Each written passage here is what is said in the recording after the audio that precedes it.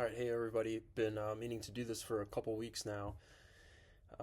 Ideally, after practice, when we have time, if we finish up early, I like to just kind of walk the kids through the 4x400. It's a little bit different handoffs, obviously, than the 4x100, a little different mentality.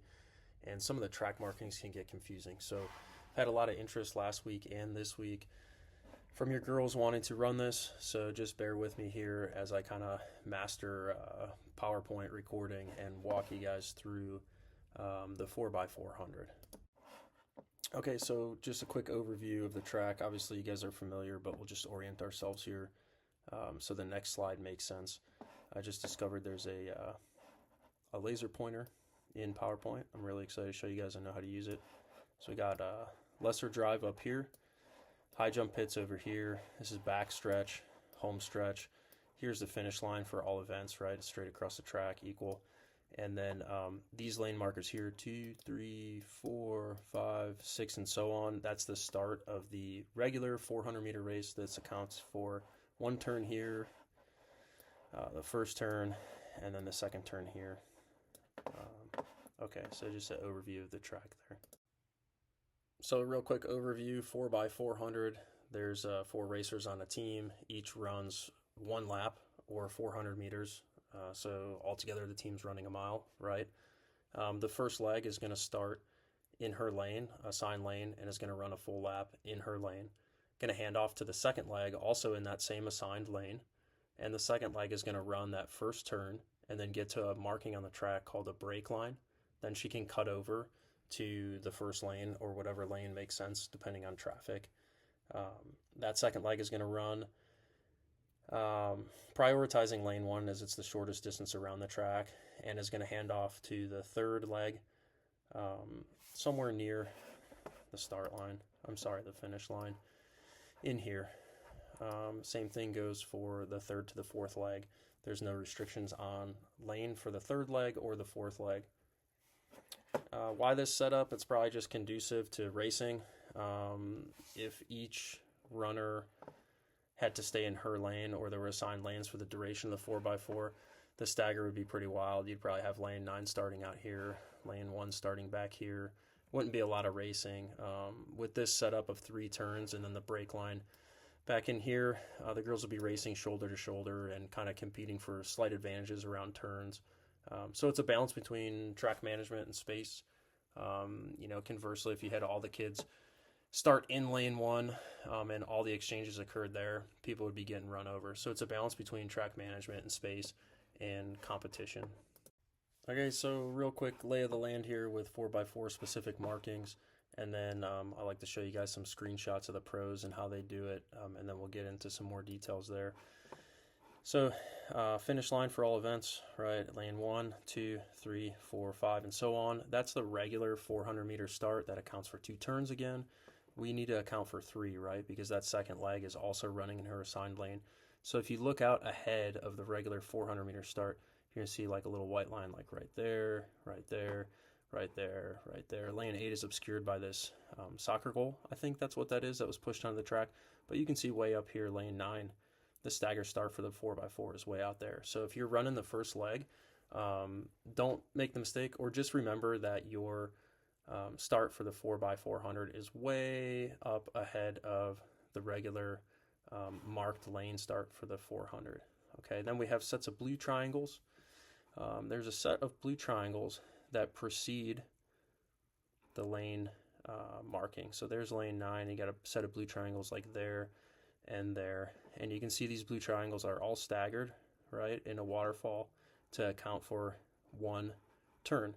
So between these sets of triangles, the second leg is going to take the baton and remain in the assigned lane. So using the example of lane 9 again, remember the start is way out there. First leg runs 1 whole lap in her lane and then is going to get to pass the baton to the second runner in her same assigned lane between this triangle and this triangle for lane 9. Lane 8 is back here, right? Lane 7, and so on. And this is a staggered zone. Why? Because that second leg has to run the turn in her assigned lane again. So the second leg does that. Don't be confused by this line up here. That's actually the start of the 1,500-meter race. All right, somewhere, it's kind of faint here. I believe that's it. That's called the brake line. And I did have a discussion with the coach last week about whether we put cones out there for it or not. And every race I've seen and been in, the brake line is coned in every lane so as to avoid confusion with the 1,500-meter line. And also, if you're running these outside lanes and you only have a single cone here, it's kind of hard to see if you're racing and competing and kind of in the moment. So the brake line should be denoted with cones in each lane on the lane line. Second leg comes here in her lane and then takes a gradual cut to the inside. Right, if you're out here in lane 9 and you hit the brake line, if you do one of these hayakas and come straight to lane 1 and then run in lane 1, you've just added, 10 meters to your race. So you hit the brake line, second leg runner, gradual, aiming for the start of the far turn. Next exchange occurs, the second exchange and the third exchange. So giving the baton to the third runner, giving the baton to the fourth runner occurs between these triangles and these triangles. They encompass kind of the finish line. So you'll be lined up here, and we'll get into more details about how that exchange occurs. So first exchange occurs between the stagger triangles. All right, second leg runs this turn, brake line gradually cuts in, and then the third and fourth exchanges occur in here.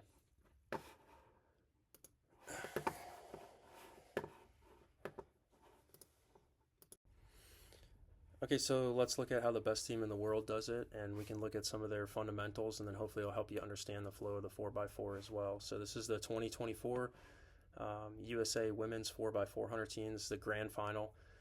At the Olympics, lane 6, USA, it was Shamir Little was the first leg, handed off to undoubtedly the best 400-meter runner that has ever yet existed, Sydney McLaughlin-Levrone.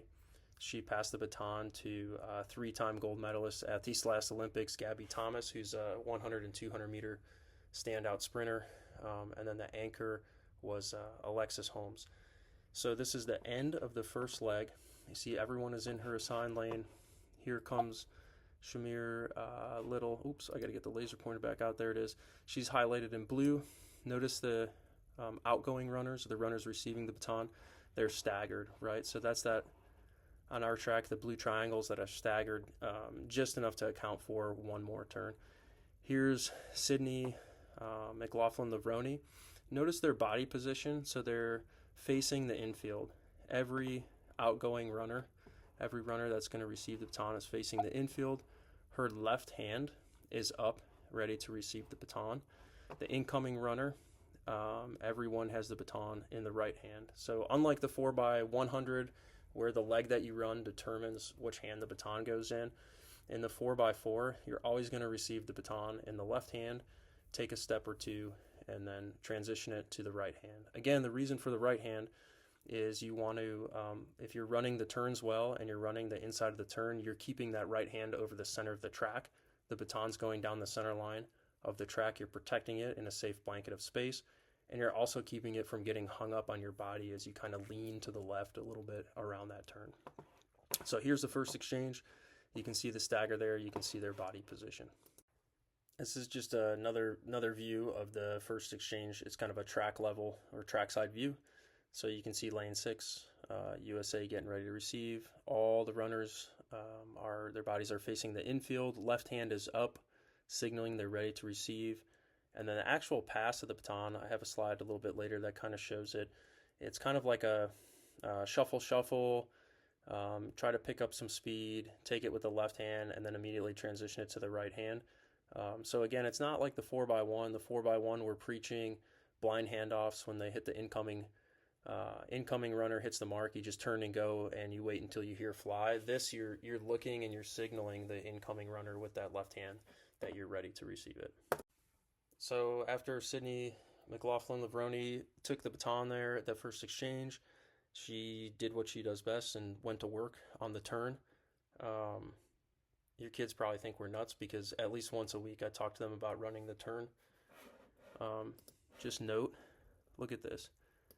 She's basically on that inside lane line. So how much distance is she saving by running that instead of running the middle or the outside? We've done the math on it, and I've showed it to your kids. So this is a really great example of running the inside half of the lane. Note there's cones out here to denote the brake line. And this is the point where lane assignments go away, right? So if you watch this video, the link is at the end of the presentation. Notice that she's going to come here, pass the cone, pass the brake line, and she's not going to go put on the brakes, cut into lane 1 and go right there. And you'll see you have really big-hearted, good-willed volunteers at these meets, and they stand over here, and as soon as the kids hit the brake line, they yell, cut in, and it just like spooks the kids, and they do these weird maneuvers to like hurry up and get in lane 1 as fast as possible. All you want to do, shortest point between two distances, a straight line. Come here, especially for these outside lanes, aim for a gradual angle to the top of this turn. I think I just made a new cliche up on the last slide and misspoke, but for the record, I think what I meant to say was the shortest distance between 2 points is a straight line when it comes to the brake line and cutting over. So you get my point. So now this is the second to the third leg, and then you'll notice that everyone is pretty close to this finish line, right? So these would be the sets of triangles that point to our finish line on our track, the blue triangles. And notice here that USA has laid claim to lane 1. So what dictates what lane the next exchange occurs is actually the order of the runners. USA Track and Field has it written in a rule book. I couldn't find it explicitly in our county conference rule book, but talking to an official last year, the order of their runners as they approach the second turn here dictates the order of the runners here for the exchange. So USA was obviously in first place coming into this second turn, so they get lane 1. I believe that's Ireland. They were in second, so they get lane 2. And the reason for that is this order has to be fairly established, so there's not a lot of shuffling. If we waited till, say, the start of the last 100 meters, the start of the home stretch here to determine this order, people are passing, or there's like mini passes here and like, the lower places, and everyone would be shuffling around. So this order for the third leg and fourth leg in our conference, according to the guy I talked to last year, the starter, it's when they finish the backstretch and they approach the last turn, that determines the order. Long and short of it is the officials are really helpful. They understand they're working with kids. They're going to line the kids up here as necessary to affect this pass. So look at the lane position. So after USA passes off here, Ireland can then slide over. The lane becomes vacant, and then this whole conga line will kind of slide over, and passes will just kind of move fluidly there from lane 1 and 2 as they go down. Lane position here, Gabby Thomas, she's more or less on the outside part of the lane, putting her left hand up. And you notice these athletes back here, they're like straight up signaling to the incoming runners, like, hey, I'm here, I see you. They're waving their hand. There's eye contact here between the runners, the incoming and outgoing. That's a really good habit too, just to establish that connection. Close-up view of the exchange. You see the left hand out. Notice where McLaughlin Lavroni she's holding the bottom of the baton, so there's a large area of purchase for Gabby Thomas to grab that baton. She's going to take it in the left hand. She's looking. There's probably eye contact there before the exchange. And then the next slide will show you how she just transitions it. And then oddly enough in this race, there was a little bit of a mix-up. Gabby Thomas is like a 100, 200 meter runner, and as she turned and looked at the incoming runner here, she kind of moved and floated towards the inside of the lane a little bit, so she had to like immediately correct. But received in the left hand, and then like one step later, she's already transitioning it to the right hand. So there's no... I've heard some goofy stuff, just wait, or when you're on the turn, or just run whatever hand you want to run it in. All right, that's not the best practice. So you receive it in the left hand, you turn and go, and like 1 or 2 steps later, you immediately transition it to the right hand, holding, as you can see, she grabs the correct spot here, bottom of the baton, so she can set her teammate for the next pass up for success.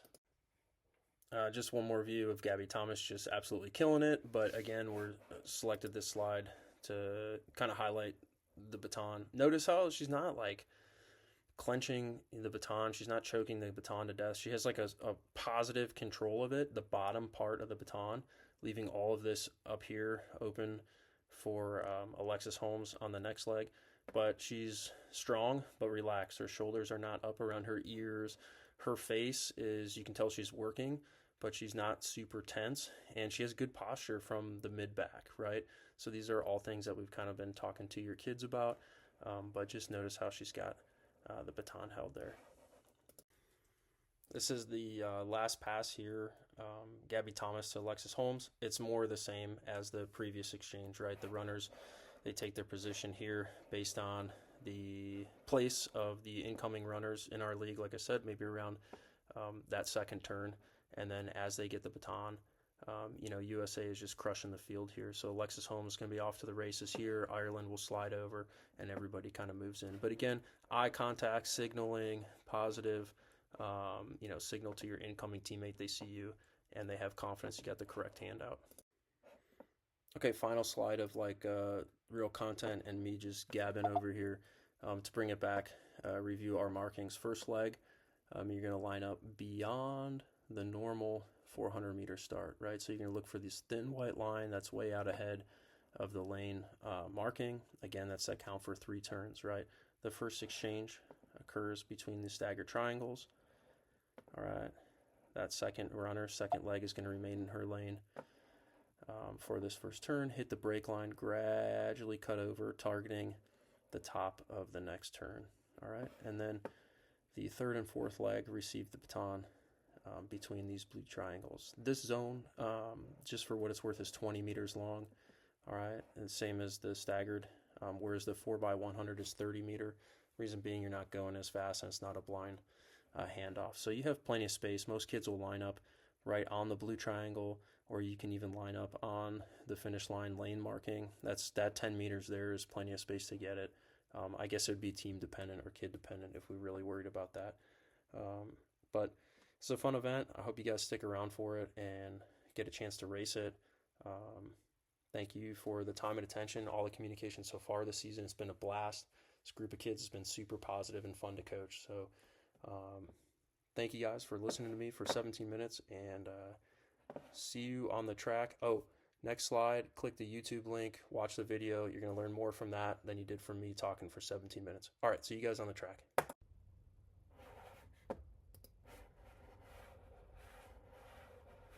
Click that. Watch that one.